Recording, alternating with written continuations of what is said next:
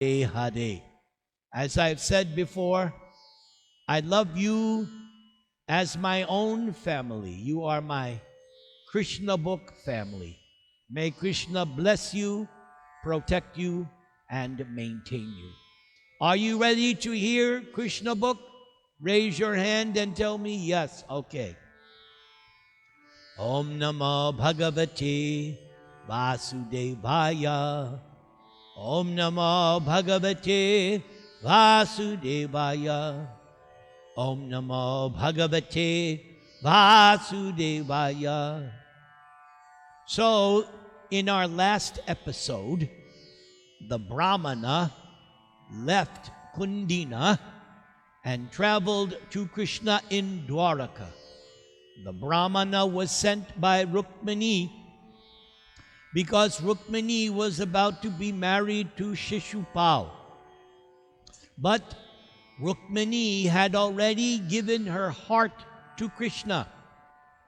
She had heard previously from Narada and other sadhus all about the glories of Krishna. And after hearing the glories of Krishna, not even seeing him, simply by hearing about Krishna, she decided that she would take birth after birth until she was qualified to become Krishna's wife. So she sent the letter through the Brahmana, and the letter stated that I am about to be married within the next day or two. So you must come and kidnap me. And she compared Krishna to a lion who would come and take her as his prize amongst all the jackals like Shishupal, Jarasandha, and others. So we heard the letter. Now this next section is called Asha Bandha, Rukmini's hoping against hope. This term, Asha Bandha, appears in the teachings of Lord Chaitanya. He says that there are 9 symptoms which precede when one has become a full-fledged, pure devotee on the ecstatic, spontaneous platform of love of Godhead. This is explained in Nectar of Devotion and Chaitanya Charitamrita. So these 9 symptoms, one of them is Asha Bandha, hoping against hope. The devotee feels that one is not qualified to achieve Krishna, but still, even though one feels not qualified, still the devotee has hope against hope that one day Krishna will accept the devotee. So this section is called Rukmini's hoping against hope, Asha Bandha. After hearing Rukmini's statements, Lord Krishna was very much pleased. Krishna immediately shook hands with the Brahmana and then said, "My dear Brahmana, I'm very glad to hear that Rukmini is anxious to marry me, since I am also anxious to get the hand of Rukmini. My mind is always absorbed in the thoughts of that daughter of Bhishmaka, and sometimes I cannot sleep at night because I am thinking of her.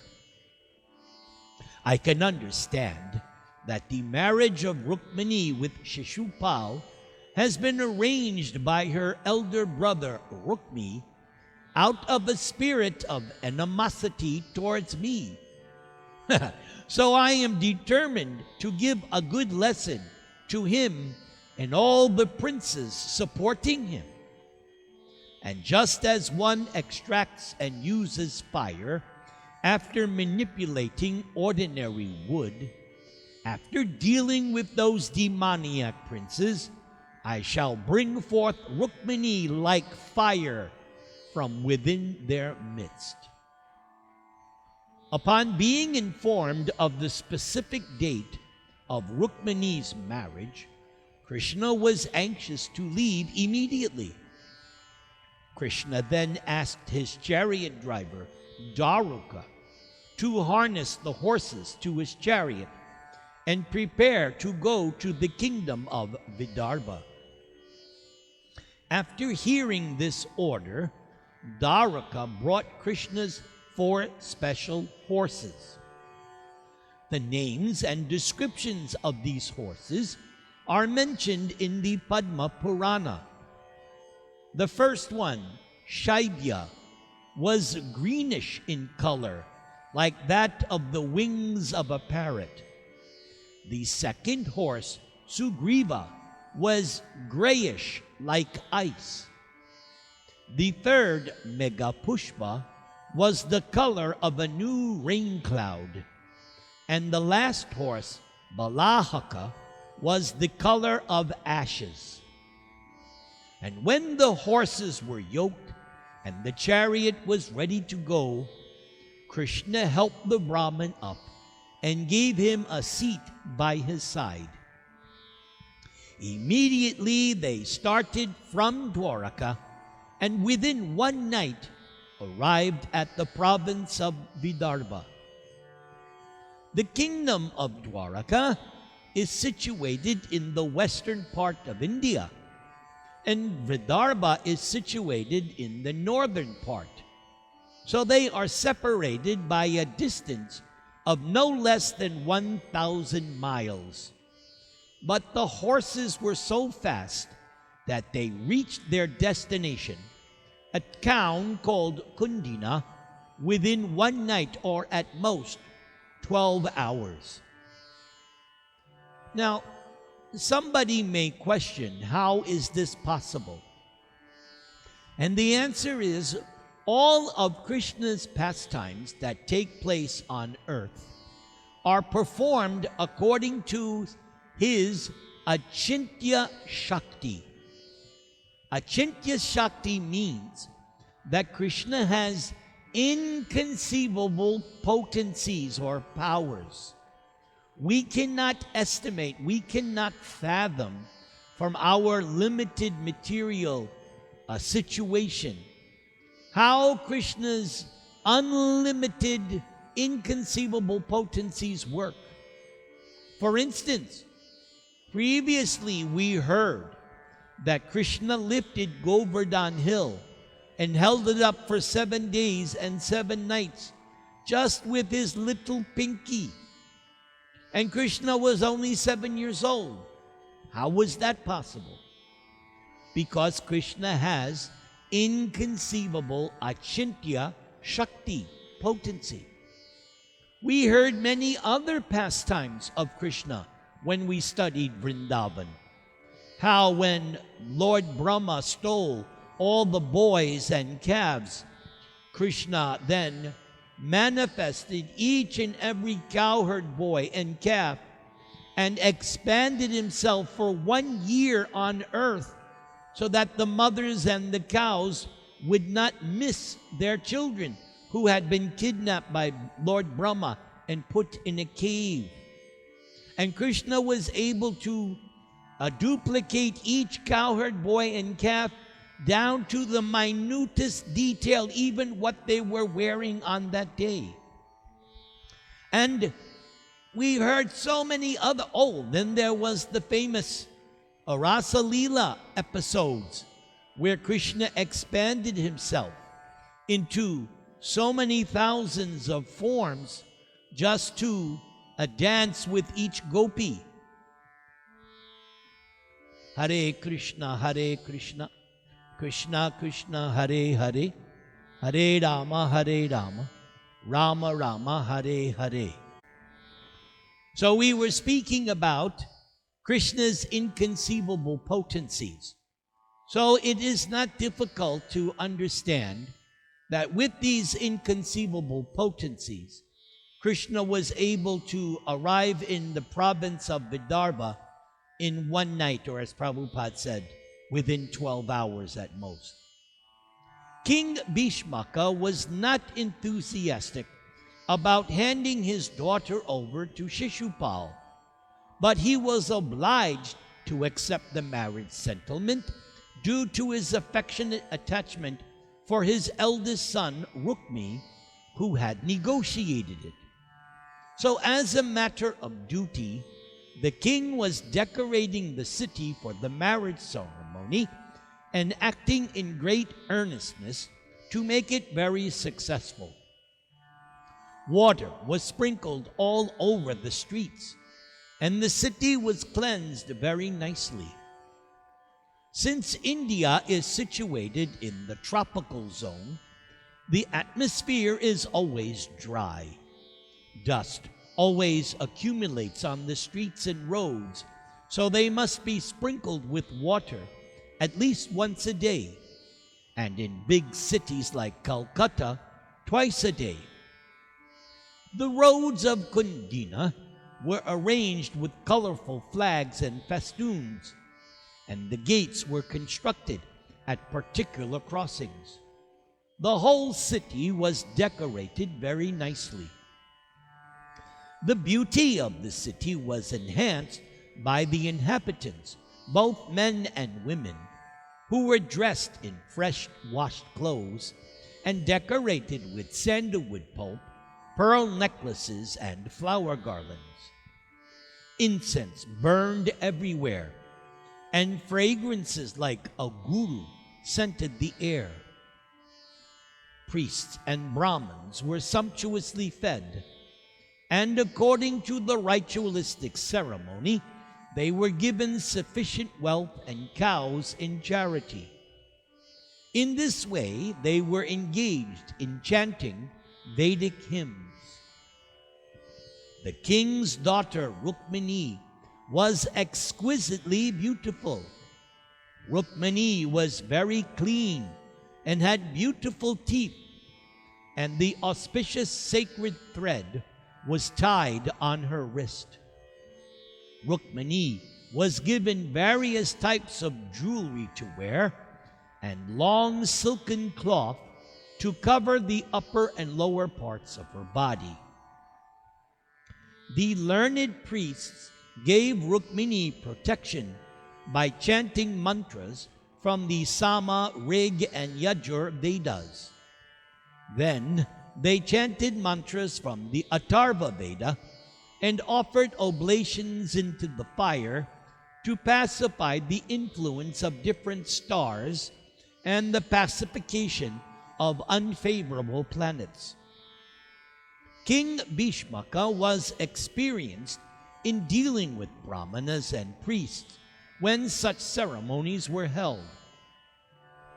Bhishmaka specifically honored the brahmanas by giving them large quantities of gold and silver, grain mixed with molasses, and cows decorated with cloth and ornaments.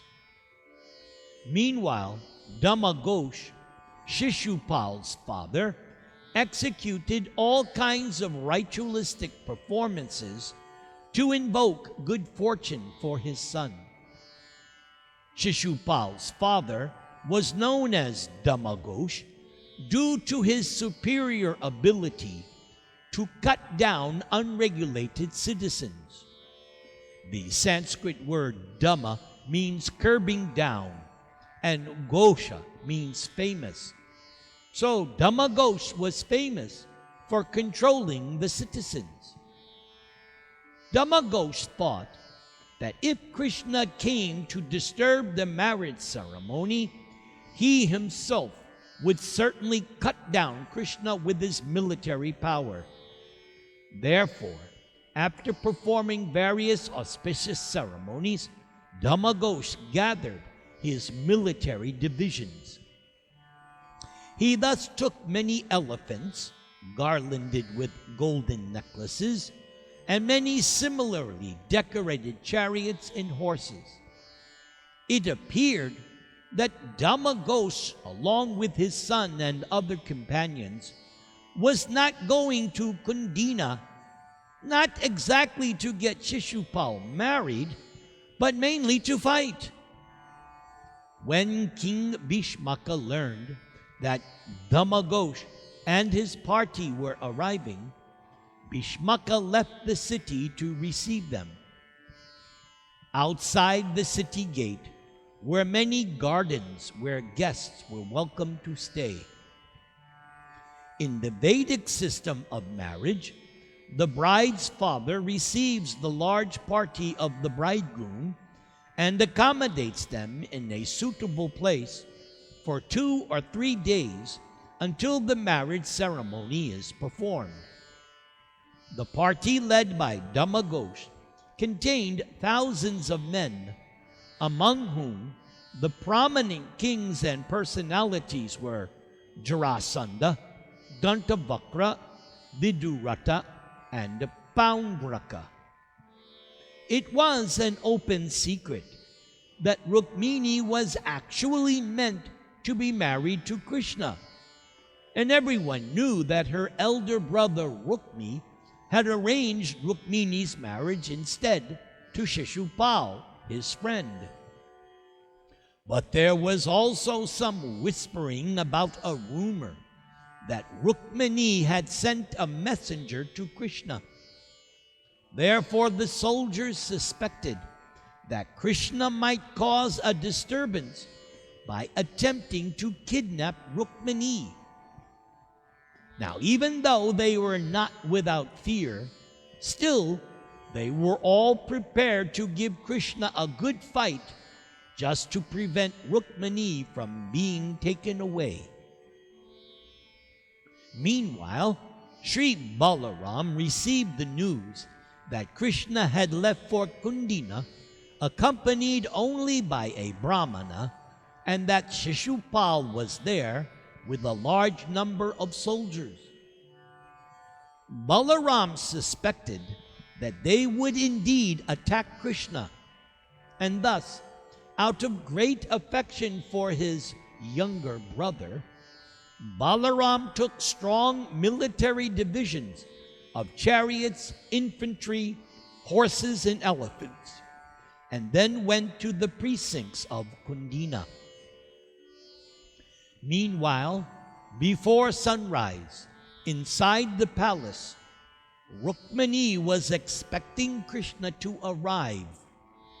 But when neither Krishna nor the Brahmana who had taken her message, when they both did not appear, Rukmini was full of anxiety. And so Rukmini began to think how unfortunate she was. Oh, there is only one night between now and my marriage day, and still neither the Brahmana nor Shyamasundara has returned, and I cannot ascertain any reason for this. Thus, having little hope, Rukmini thought that perhaps Krishna had found reason to become dissatisfied, and so Krishna maybe rejected her fair proposal. And so as a result, the Brahmana might have become disappointed and therefore did not come back. Although Rukmini was thinking of various causes for the delay, still Rukmini expected the both of them at any moment. Rukmini further thought that demigods such as Lord Brahma, Lord Shiva, and Goddess Durga might have been displeased with her. It is generally said that the demigods become angry when not properly worshipped. For instance, when Indra found that the inhabitants of Vrindavan were not worshipping him, since Krishna stopped the Indra Yagya, Indra then became angry and wanted to chastise Gokula. So Rukmini thus thought that since she did not worship Lord Shiva or Lord Brahma very much, maybe they might have become angry and now are trying to frustrate her plan. And similarly, Rukmini thought that the goddess Durga, the wife of Lord Shiva, might have taken the side of her husband, although Rukmini worshipped Durga Mata every day. Lord Shiva is known as Rudra, and his wife is known as Rudrani.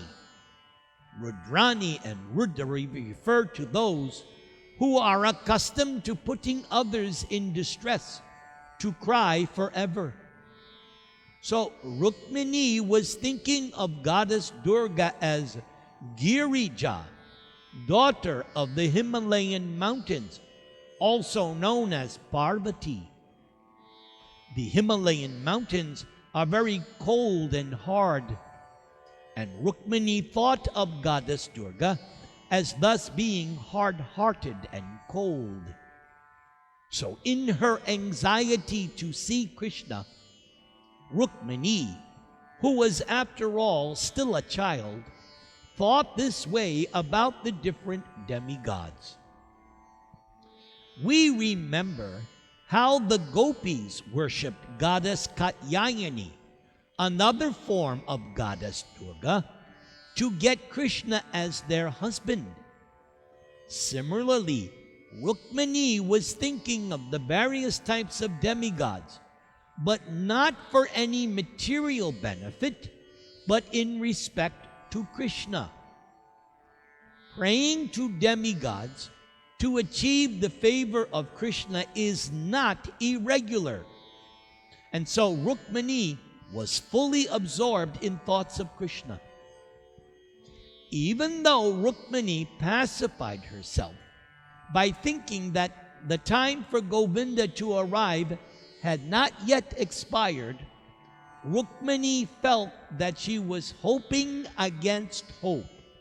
Asha Bandha. Not expressing her mind to anyone, Rukmini simply shed tears unobserved by anyone. And when her tears became more forceful, Rukmini closed her eyes in utter helplessness. And while Rukmini was in such deep thought, all of a sudden auspicious symptoms appeared in different parts of her body. Trembling began to occur in her left eyelid, in her left arm and thigh. When trembling occurs in these parts of the body, it is considered auspicious. It's a sign indicating that something lucrative can be expected. But just then, being full of anxiety, Rukmini saw the Brahmin messenger. Krishna, being the supersoul of all living beings, situated within the heart, could understand Rukmini's anxiety. Therefore, Krishna sent the Brahmana inside the palace to let Rukmini know that indeed he had arrived, and he had reached the gardens outside the city. So when Rukmini saw the Brahman, she could now understand the auspicious trembling of her body, and Rukmini immediately became elated. Rukmini smiled and inquired whether Krishna had already come. The Brahmana replied that yes, the son of the Yadu dynasty, Sri Krishna, had indeed arrived. The Brahmana messenger further encouraged Rukmini by saying that Krishna had promised to carry Rukmini away without fail. Rukmini was so elated by the Brahmana's message that she wanted to give him in charity everything Rukmini possessed.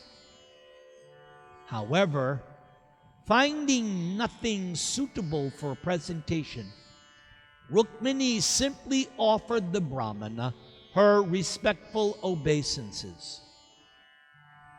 The significance of offering respectful obeisances to a superior is that the one offering obeisances is obliged to the person being respected.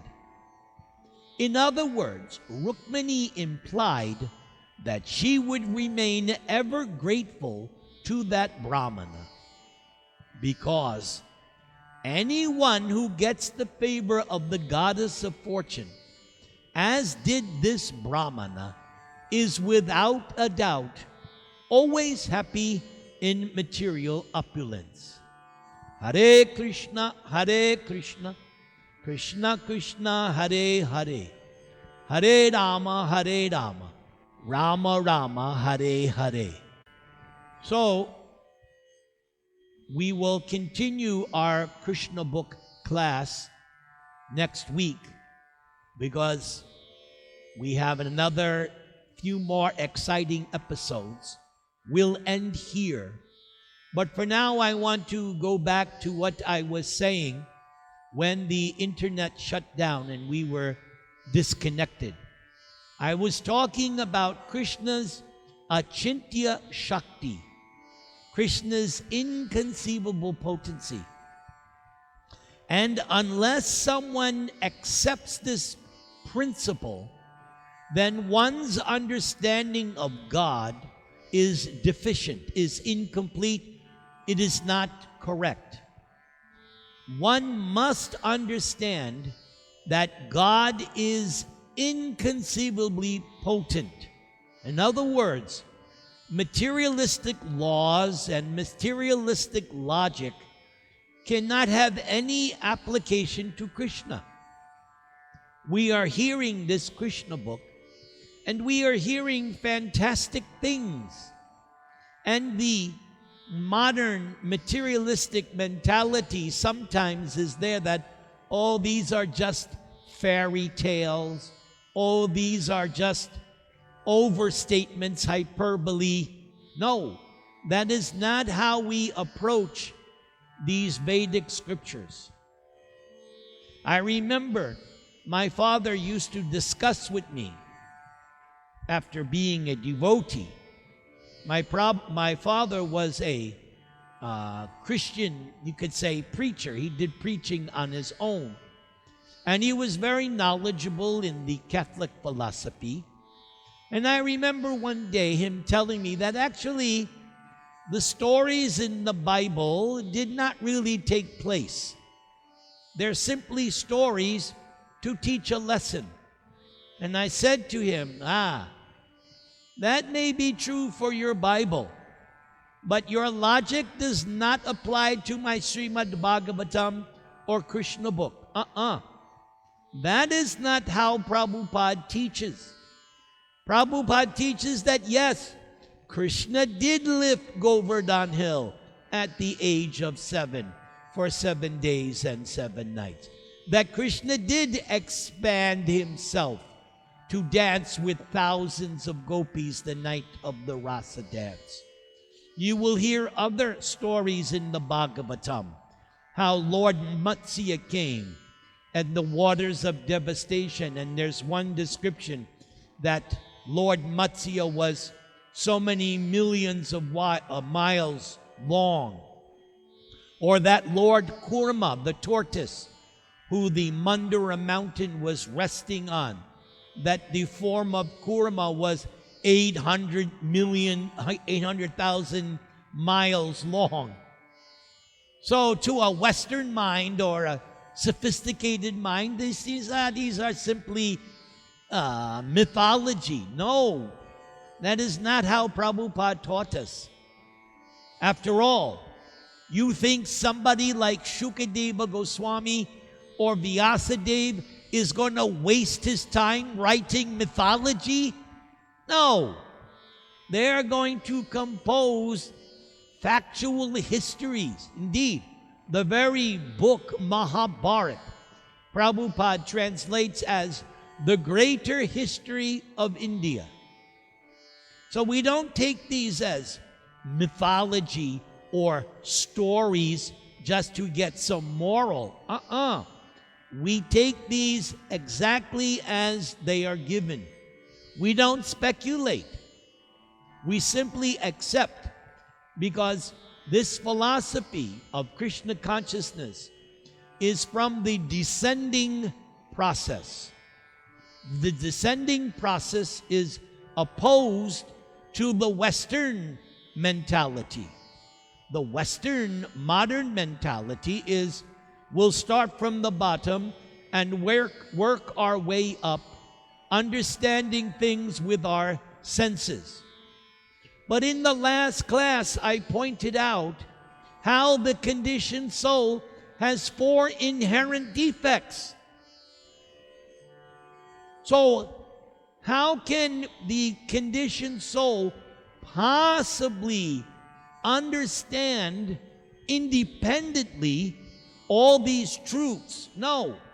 You're never going to, just like Prabhupada writes, I think in Bhagavad Gita, there's no proof, actual scientific proof of the existence of God and the soul.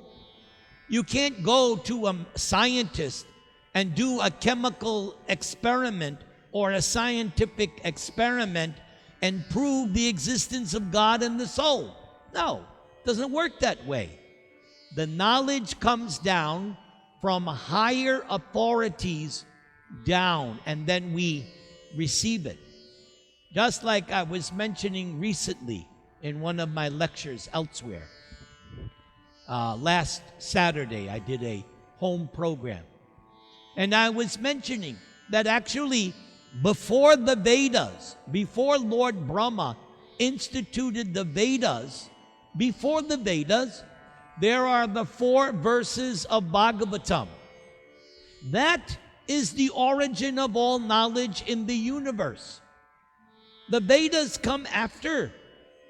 First, there is the words spoken by Lord Narayana to Lord Brahma at the dawn of creation. You can read about this in the 2nd canto of Srimad Bhagavatam. Maybe after we finish Krishna book, we can study that. Maybe we can do that.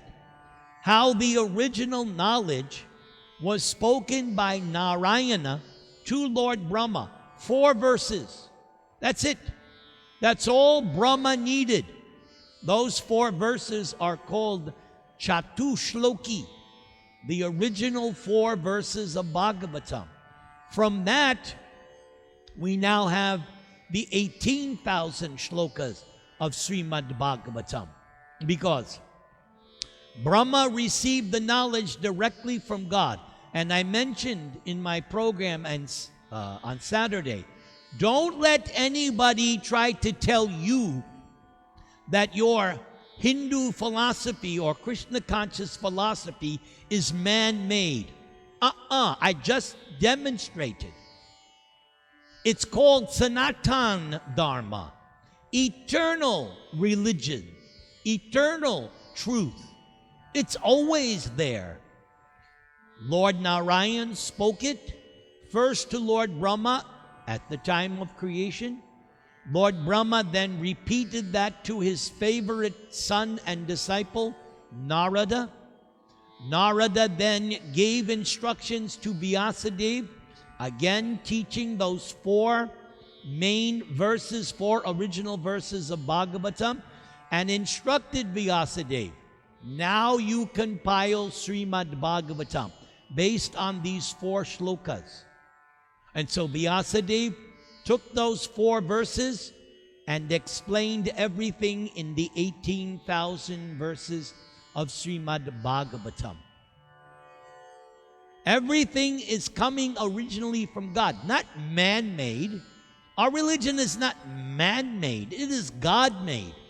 There's even the statement by Yamaraj himself after the incident of Ajamila, when the Yamadutas unsuccessfully tried to capture the sinful Ajamila, but they were stopped by the 4 Vishnu Dutas. And so the Yamadutas, for the first time in their existence, somebody stopped them from taking a soul to hell. So they went to Yamaraj. Hey, what's this? We were stopped by these 4 effulgent Vishnu Dutas. We thought you were the supreme. We thought you were the final authority. So Yamaraj explained, no, above me is Narayan, Krishna. He's above me. And then Yamaraj spoke a very important line. Dharman tu sakshad bhagavat pranitam. What is religion? This question is asked so many times. What is religion? Religion, according to Yamaraj, what does God say? That is religion. What does God say? That's why Prabhupada writes in his introduction to Gita, this Gita-upanishad, this Bhagavad Gita is sufficient because all the Vedic knowledge is summarized in Bhagavad Gita, which we studied last year and the year before. We went through Bhagavad Gita. There was a reason, because Bhagavad Gita is the essence of all the Vedic knowledge. Even Shankara Acharya has a poem, a Mahatmyam, and even he says, there's no need for any other books. You just read this Bhagavad Gita, that is sufficient. Now we are hearing this Krishna book, 10th canto of Bhagavatam. It's the same information, the same basic information, but now it's being expanded. It is being explored more expansively. This is why we study Bhagavatam. Gita is the essence, the codes, and Bhagavatam takes that and expounds on it. So it is very important that we appreciate what our philosophy, what our culture is. Sanatan Dharma. It is the eternal truth. It was true in the past, it is true now, and it will always be true. And it has nothing to do with Hindu, Muslim, Jew, Christian, man, woman, black, white, red. It has nothing to do with that. Truth is truth.